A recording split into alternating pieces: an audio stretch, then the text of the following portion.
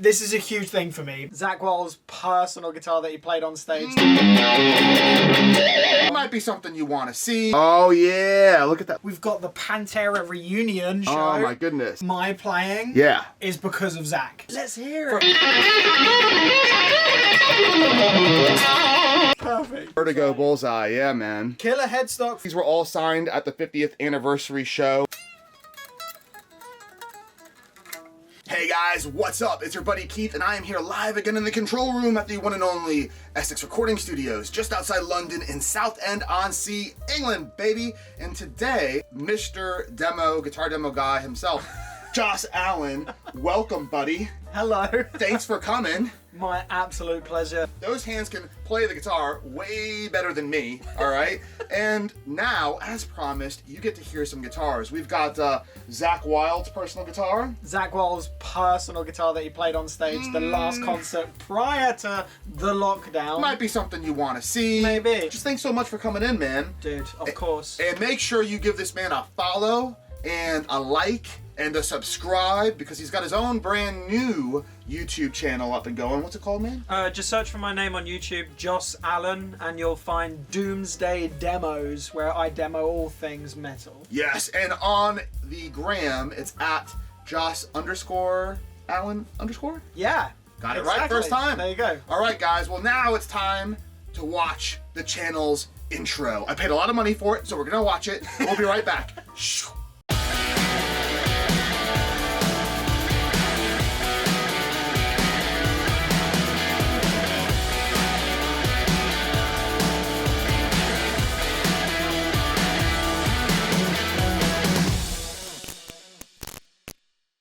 Alright guys, what's up? It's your buddy Keith, and I am here in the control room at the one and only Essex Recording Studios, just outside London in Southend-on-Sea, and I've got Mr. Joss Allen for this Zakk Wylde special that we're doing today. This guitar that Joss is holding in his hands is actually Zakk's personal guitar. He played on stage in London at the Garage, like days before lockdown here in the UK, and Joss, you and me happened to actually, we were both at the same show. We were.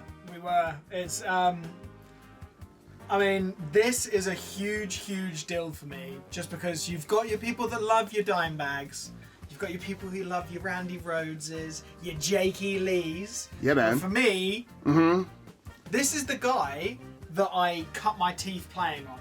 Wow. The way that I do my playing is because of Zakk. All down picking? All down picking. Really? Well, the faster alternate picking stuff was because I was playing over and over and over again all his guitar solos from like his Ozzy days. Wow. And the main thing for me, one of my favorite records of all time, Pride and Glory. Oh yeah, man.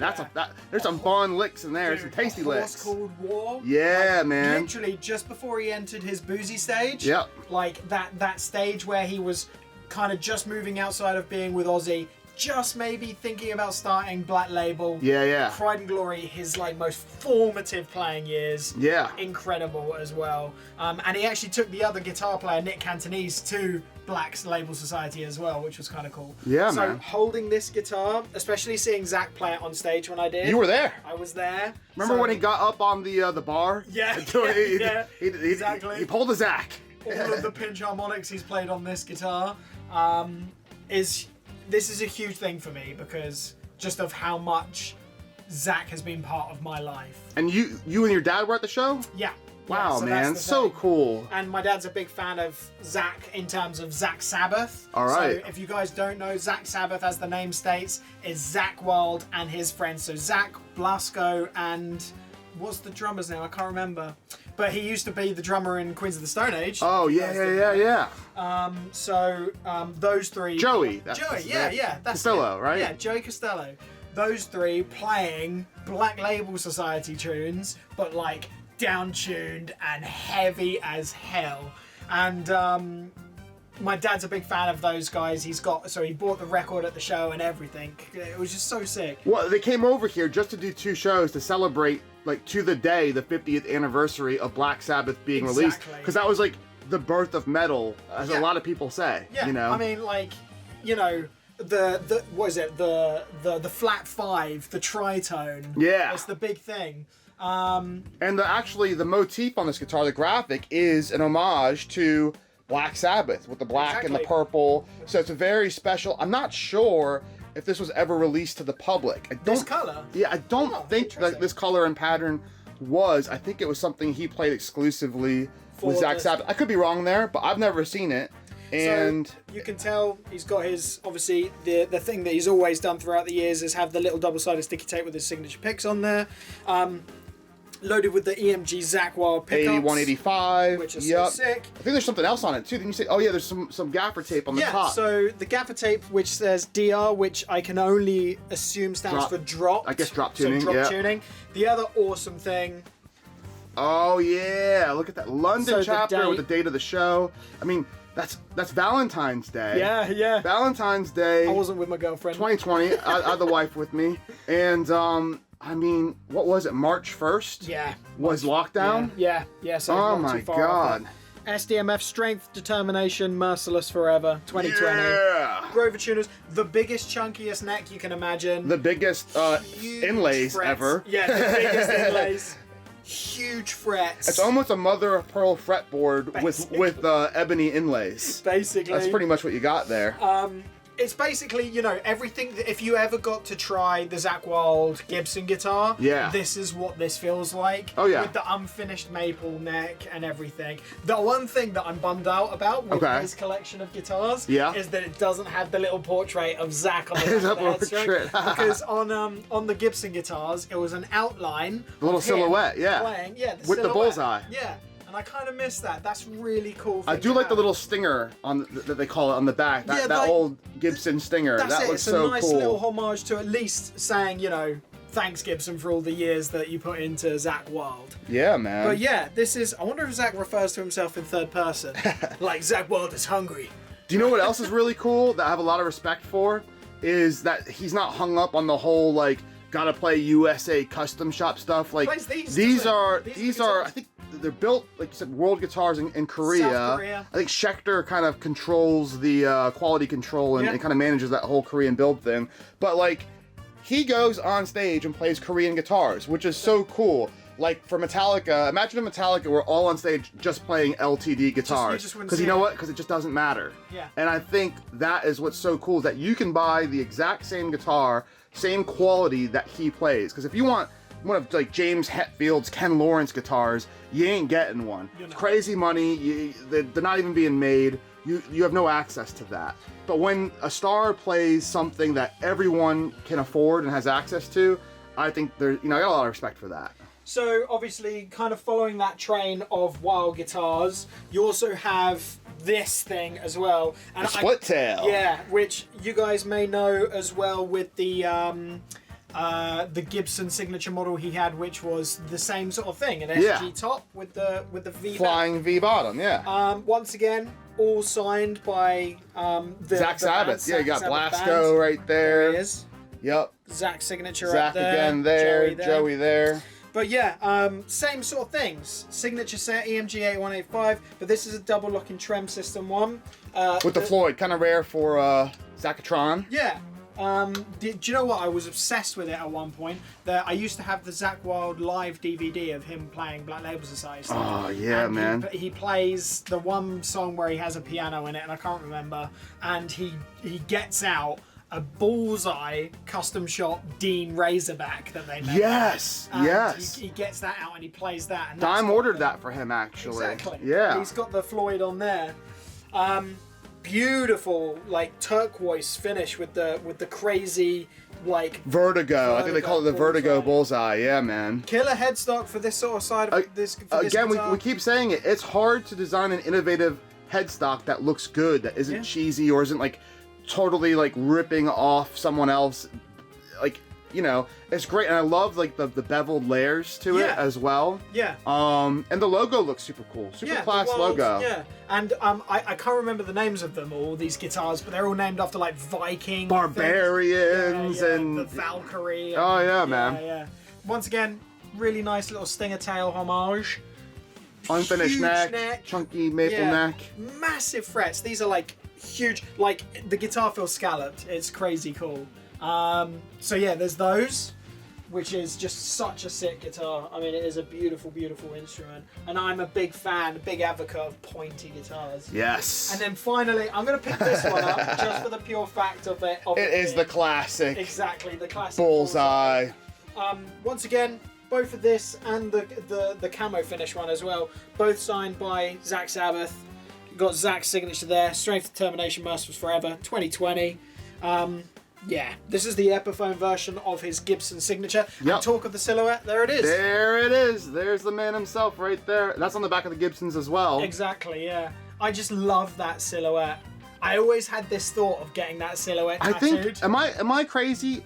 Did he start that trend because Dave Mustaine got a silhouette on the back of his Deans, didn't he? Yeah. and then Matt Tuck got a silhouette on the back of his. So I'm kind of wondering who started that first. Right. I think it might have been Zakk. I'm hoping that it was, because it's the coolest thing I've ever seen.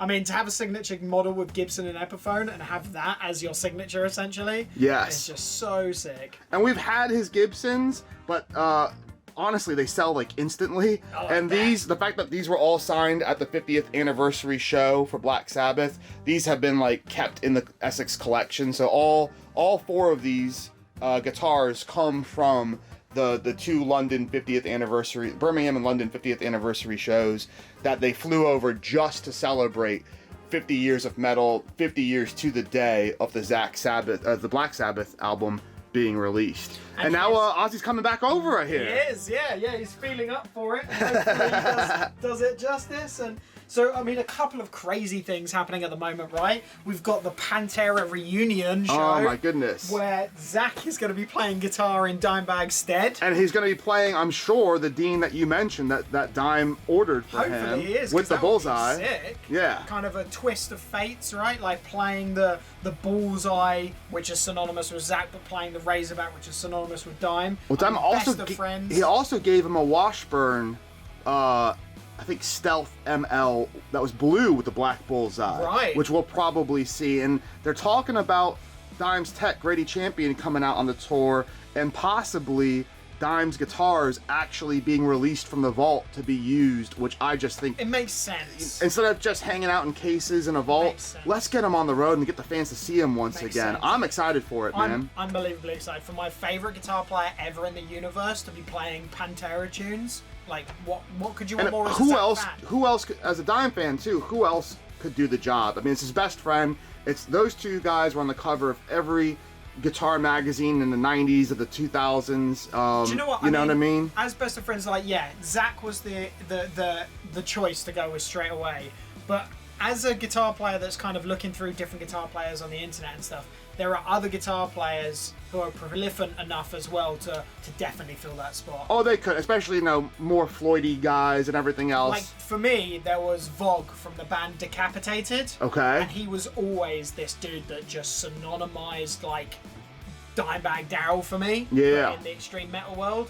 He would have been amazing. But I'm just happy that it's Zakk because of my ties towards him. Yeah, man. And the last bit of like funny news today, which was quite strange, is that pre us coming in to record everything, you took me to a record store. Oh yeah. And today I found myself a copy of Sabbath Bloody Sabbath, a first pressing. First pressing. 1974. Printed and made in England. Oh, so I man. bought that today for myself. What a score. Well, and thanks for supporting, local South Bend independent businesses, man. Of course, like, I always venture, the two things that I try and look for in a new place that I've never been to before. An independent coffee shop that sells good coffee. We did that.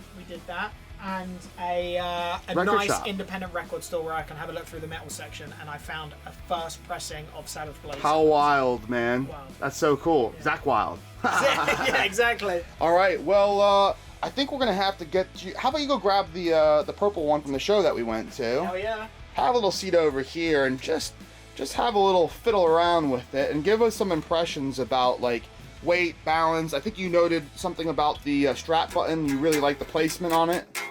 So the beautiful thing I like about, which I've always liked about SG style guitars, is having the mounting for the strap on the back of the body. Okay. I've always, rather the horn. That's it. I've always liked the way it feels. You can almost sling the guitar slightly lower, but it still feels like it's a lot more comfortable to play. If you have it on the horn, I feel as if like you have to raise the guitar up because you have to, you know, accommodate for where your playing hand is. But having the strap on the back, I've always liked that on all my guitars, and hence my my new ESP purchase today as well. I'm unbelievably happy that the strap button is on the back of the guitar as well.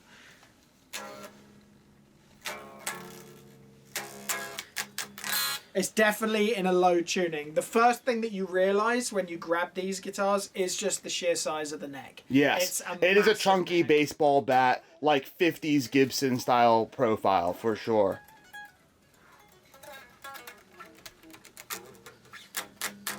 I don't know what it's tuned to, but it's insanely low. But apart from that, it plays really, really well. And I think that's obviously just a true testament to Zakk's techs. Do you know what I mean? Yeah. They're just... And again, how great Korean and import Asian guitars are being built to this day. Crazy good. Need to plug this in. I need to hear all the squills coming from Oh, it. we gotta do some pinch harmonics. We gotta get some Exactly. Perry Mason going on that, man. Exactly, my favourite Zakk song. So, yeah. Get that chorus up, get that overdrive up, and go to town. Dude, what an incredible collection of Zakk Wylde guitars. But, yeah, just an insane amount of vibe coming from this one, just for the pure fact that I know that, you know, I saw the man playing it on stage. So, yeah. Not only on stage, on the bar. On the bar. On the opposite side of the venue. Yeah. That was so cool, man. Really light guitars, huge chunky neck, well balanced because it's tipping more towards the body if anything, which is great for standing up and playing this guitar. Yeah, I mean, Wylde Audio, he's done an amazing job of representing what he likes in his own guitar company.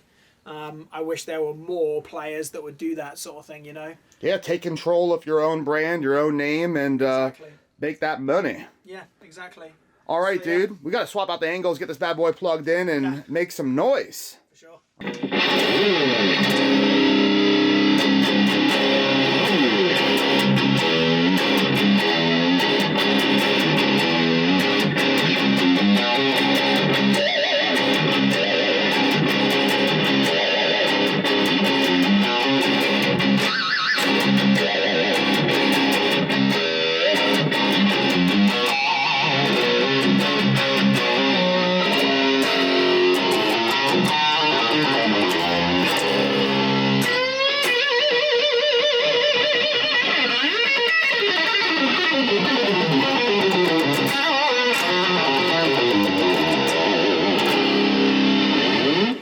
Well, someone ate their Wheaties and practiced their pinch harmonics. Man. You can't do anything but play pinch harmonics on this thing. It's, you know what I I'll mean? call the police if you don't. Yeah, exactly. Exactly. I mean, how ridiculously cool is that? What is wild to me, too, pun intended, is that you and me were watching the show that he was playing this guitar, you know, shredding on, like, getting off the stage, going through the crowd, standing on the bar, Yeah. soloing his keister off. Yeah. And now here you are playing it right here in the studio. exactly. And we kept it in the UK, which is kind of cool, too. Yeah, which is also a really, really cool thing as well. Yeah, But man. yeah, it's, you know, we've already shown you and told you about the guitar, but to actually hear it and how low it's tuned as well. Yeah.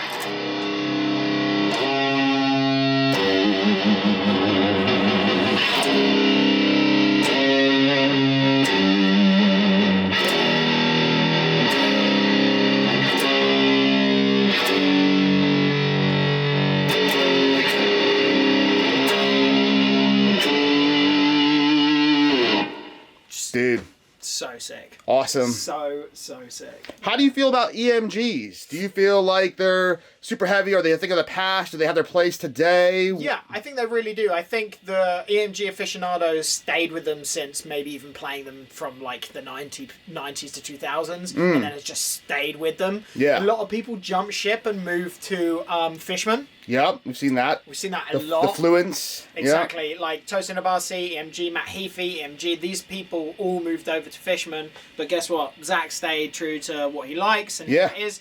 I played EMG for years, like years. Okay. The only reason I stopped playing recently is because I managed to acquire a signature pickup. Fancy schmancy you! Fancy schmancy. Got your own signature pickups. So because of that, you know, I'm not using EMG, but if I didn't have the signature, I'd still be using EMG. Oh, now. wow. Okay. Yeah. So the Het set, the James Hetfield set's Yes. my favourite set ever.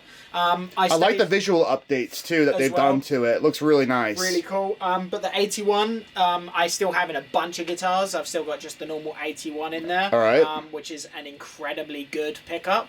But if you're playing high gain music, if you're playing really low tunings, AMG 81 is kind of an industry standard. How do you feel about like the whole active versus passive and live versus studio? Do you feel like, hey, if you're playing an EMG 81 on the stage, absolutely you can be recording with an EMG 81? Well, that's the thing. I think that you can be. I think you can tell way less in a live situation because it's just so loud. You're not going to tell unless you're a guitar aficionado that's sitting there going, I can clearly hear the cut off 12 dB from the EMG. No, at a Zakk Wylde concert, you can't clearly hear. Your ears are bleeding. Exactly. So loud. So, you know, you're not going to be like, oh, that's clearly an EMG. In a recorded situation, it's a little bit easier to tell, I think. In an isolated situation, then yes, you can tell. But I think that in the grand scheme of things, for me, the reason why I played EMG for so many years was because of the feel of it. Okay. It's a squishy feeling pickup to me. Yeah. Whereas something like, I don't know, like a Seymour Duncan is like less forgiving, I guess. Yeah, or like DiMarzios. I'm a big fan of DiMarzios. Yeah. I feel like they are very articulate. Exactly. So exactly, like less forgiving. Exactly. So with an EMG, I felt, and I kind of usually only stay on the bridge pickup with all my guitars. Okay. The EMG 81 or the Hetfield, I always felt the confidence to go from like a rhythm thing to a solo thing without going, oh, I need to switch to the neck in case I have a bum note. You know what I mean? Yeah. So I always felt confident to be able to just stay on the bridge pickup, and that's what EMGs did for me, and that's what I tried to move over to my signature model. Nice, man. Well, where can people find you again one more time? Joss Allen on YouTube. Just search my name and it will bring up my YouTube channel, Doomsday Demos. And then on Instagram, just search Joss_Allen_ or just search for Joss Allen, and then you will see me. I'll pop up there. Awesome. Well, go ahead and pick squealers right on out of here, man.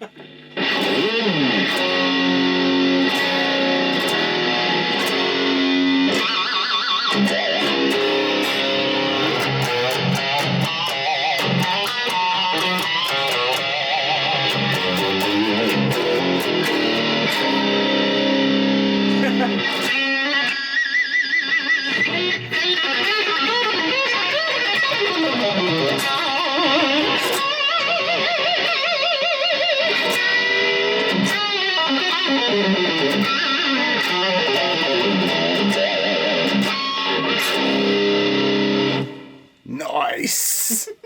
Hey guys, thanks so much for watching the video. If you want to see more content from the studio, click up here and up here to see the latest vids. And make sure you join our family by clicking subscribe and like. It's one of these two. Thanks a lot, guys. And if you really liked what you saw, hit super like. See you next time.